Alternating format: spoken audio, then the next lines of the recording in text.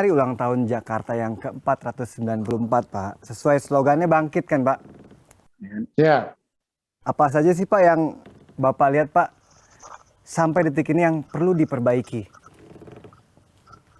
pertama, Jakarta itu punya problem-problem prioritas atau ibaratnya penyakit-penyakit lama yang belum bisa dituntaskan sampai sekarang. Orang pasti tahu apa itu macet, banjir, kekumuhan, sampah, limbah, kepadatan. Begitu banyak masalahnya. Nah, seharusnya masalah ini dari ke waktu itu harusnya makin berkurang, dan bisa diatasi. Pertanyaannya, apakah masalah berkurang atau tidak? Misalnya contoh, banjir.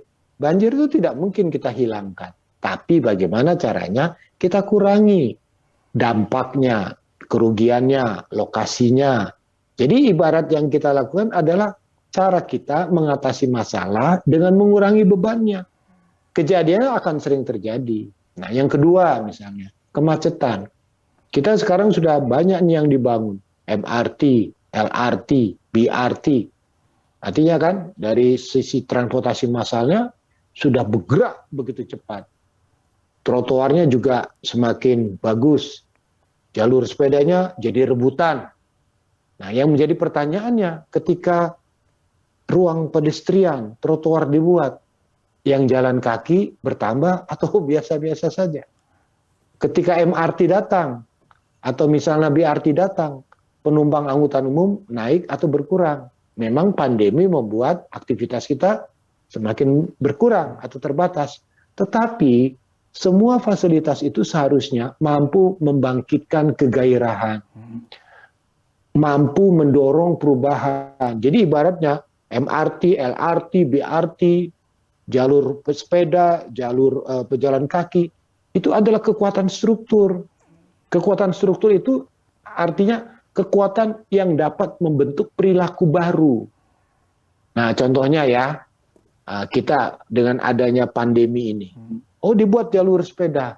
Ternyata minat masyarakat yang menggunakan sepeda meningkat, tapi kemampuan jalur sepeda terbatas. Sementara sepedanya beragam. Ada yang mau di jalur, ada yang tidak mau di jalur. Nah, itu namanya perilaku yang tidak mau diatur tetap ada di dalamnya. Tapi sekarang sebetulnya kalau transportasi itu mampu dibangun dengan menggunakan kekuatan angkutan massal yang cukup baik, itu otomatis bisa disinergikan dengan kekuatan integrasi. Jadi kita berharap pembangunan transportasi di Jakarta ini sesuai dengan target rencana tata ruang pada tahun 2030 harus bisa mencapai 60% warga Jakarta melakukan mobilitas pergerakan dengan angkutan umum.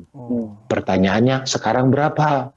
Sekarang masih di bawah 10%. Nah, jadi masih rendah. Jadi upaya kita adalah bagaimana Jakarta dengan program-program transportasi publiknya ini suatu saat muncul kesadaran baru mau menggunakan public transport untuk melakukan mobilitas. Memang kekurangan terbesarnya adalah belum terintegrasi. Ya, kita lihat bahwa antara LRT, BRT atau Transjakarta dengan MRT atau kereta api, bagaimana stasiun-stasiun itu bisa terintegrasi. Contohnya di Duku Atas, antara mereka yang naik kereta api komuter lain, nanti dengan LRT ternyata jarak stasiunnya cukup jauh. Kemudian untuk ke MRT dekat atau jauh, nanti ke Transjakarta dekat atau jauh. Ternyata kalau masih jauh-jauh semua, nanti orang pada malas juga kan. Ternyata kalau naik angkutan umum masih dipaksa untuk berjalan kaki. Jadi ini yang harus kita perbaiki, kita tata menjadi lebih bagus, sehingga penataan yang bagus akan menimbulkan semangat perubahan. Kalau kita berbicara tentang renovasi, Pak, renovasi stasiun Senen dan stasiun Tanah Abang, Pak. Saya lompat sedikit. Nah, itu sesuai fungsi apa cuma sekedar mengutamakan estetikanya aja, Pak? Begini, penanganan Tanah Abang, penanganan Senen itu harus kerjasama. Stasiun itu pengelolaannya oleh PT KAI. Sebagai badan usaha di sektor perhubungan, PT KAI-nya tanggung jawabnya cuma dua, di dalam stasiun dan di dalam perjalanan. Di luar stasiun, PT KAI nggak punya kewenangan. Tapi dia bisa bekerja sama. Maka sekarang ini sudah dibentuk badan usaha antara badan usaha milik Pemprov DKI yaitu MRT dengan PT Kereta Api untuk membuat MITJ. Nah, itulah yang bekerja sama menata kawasan secara bersama-sama. Dan di Tanah Abang pun itu ada PT Sarana Jaya milik Pemprov DKI yang juga mengelola sebagian kawasan Tanah Abang. Jadi penyelesaian Senen, penyelesaian Tanah Abang hanya bisa diselesaikan dengan kerjasama. Karena tanah-tanah kosong di depan stasiun Tanah Abang itu juga milik PT KAI. Pemprov tidak bisa masuk. Jadi mungkin kerjasamanya PT KAI yang punya tanah, Pemprov yang membiayai, Pemprov yang mendanai. Jadi dengan demikian baguslah kawasan itu. Kemudian Senen juga begitu. Nanti stasiun-stasiun di Jakarta itu akan dibangun, ditata secara bersama-sama. Jadi kita tidak bisa melihat bahwa itu hanya urusan PT Kereta Api, itu hanya urusan Pemprov DKI. Harus ada kolaborasi.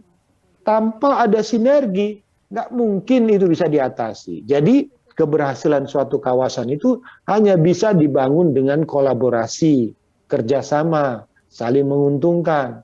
Kan kita bayangkan sekarang perubahan yang terjadi di Tanah Abang, di stasiun Senen, nanti ada beberapa stasiun-stasiun yang akan dikerjasamakan. Artinya apa? Pemprov itu punya anggaran cukup. Jadi dibuatlah badan usaha bersama. Bayangkan kalau ada sisa lebih penggunaan anggaran yang tidak terserap silva antara 2-3 triliun. Itu kan bisa dimanfaatkan cukup besar. Tapi mudah-mudahan di musim pandemi ini keterbatasan anggaran bisa diatasi dengan membuat solusi-solusi langkah cepat, langkah strategis untuk mengatasi masalah yang terjadi pada beberapa simpul pelayanan.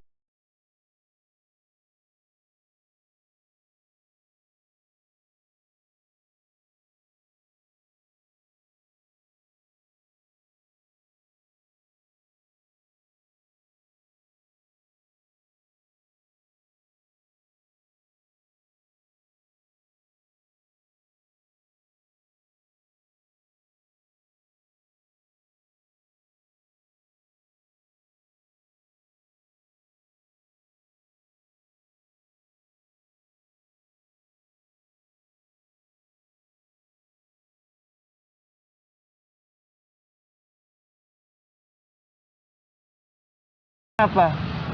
Oke, Sampai saat ini di tengah pemerintahan Gubernur Pak Anies Baswedan. ya ini yang juga banyak orang tanya kepada saya dan banyak orang yang menganggap bahwa saya ini hanya mengkritik gitu. Padahal saya juga ada beberapa yang menurut saya ini suatu pencapaian dari Pak Anies juga. Misalnya yang saya suka sebenarnya adalah konsep beliau terkait dengan transportasi, yaitu Jaklingko. Jaklingko ini menurut saya penting untuk Jakarta yang memiliki banyak gang sempit. Butuh transportasi umum seperti Jaklingko yang bekerja sama dengan angkot, sehingga transportasi kita bisa sampai ke gang-gang kecil. Nah, menurut saya ini konsepnya sangat baik. Tinggal bagaimana eksekusinya, diperbanyak armadanya, dan dibuat terintegrasi dengan transportasi-transportasi yang sudah ada. Inilah yang menurut saya suatu konsep yang bagus, tapi memang harus terus ditingkatkan dalam eksekusi. Dikembangin ya Bang ya. Betul. Kalau saya lihat sih belum terlalu maksimal ya Bang ya. Belum terlalu banyak armadanya, dan menurut saya mungkin ada beberapa stasiun yang belum terintegrasi dengan transportasi yang lain, sehingga menurut saya ini yang menjadi masukan. Secara fungsi cukup bagus karena memang Senen ini kan merupakan stasiun penghubung. Jadi antara masyarakat dari Cempaka Putih, dari Matraman, juga dari Jakarta Pusat, saya kira ini karena Senen bagaimanapun itu kan adalah stasiun yang sejak dulu yang sudah ada, bahkan lama. Jadi menurut saya itu sangat perlu dan ditingkatkan supaya lebih bagus. Termasuk juga stasiun Tanah Abang. Siapa yang nggak kenal Tanah Abang kan? Saya kira Tanah Abang itu adalah miniatur daripada Jakarta. Orang semua dari luar negeri semua ke Jakarta, khususnya pasti ke Tanah Abang. Jadi oleh karena itu Tanah Abang itu harus juga diperbaiki kalau memang di sana-sini masih ada yang kurang. Karena ya tidak ada lah manusia yang sempurna, pasti ada yang kurang, pasti ada. Tapi pada prinsipnya saya lihat Tanah Abang sekarang juga lebih bagus lah daripada yang sebelumnya.